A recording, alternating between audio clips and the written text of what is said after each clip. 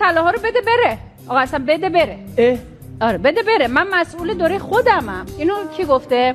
آقای ولی الله سیف که ریاست اسبق بانک مرکزی بودن گفتن که آقای حسن روحانی دستور فروش نامحدود سکه رو توی دولتش صادر کرده و نسبت به پیامدهای اقتصادی اون هم بی‌تفاوت بوده. ما نگفتیم، چون بعضا من دیدم که انگشت اتهام رو به سمت برخی سازمان‌ها و نهادها میگیرن دوستان. ما این رو نگفتیم، ما فقط داریم خبر رو میخونیم. آقای ولی الله سیف گفتن.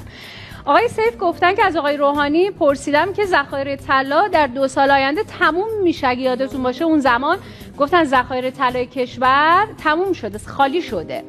2 سال بعد چیکار بکنیم؟ آقای روحانی هم گفتن که من با 2 سال دیگه چیکار دارم؟ چقدر از دورم مگه باقی مونده؟ من مسئول دوره خودمم.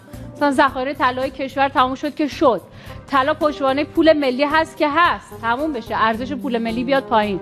من چی کارم؟ من تو همین دوره مسئولم، ذخایر طلا رو بده بره. بعد تو همون جلسه آقای روحانی خطاب به حاضران گفته که این آقا فکر میکنه که طلاها مال خودشه و دلش نمیاد بفروشه و طلاها متعلق به بانک مرکزی هست و من دستور میدم که فروخته بشه. بعدش هم هر اتفاقی افتاد من مسئول دوره خودمم.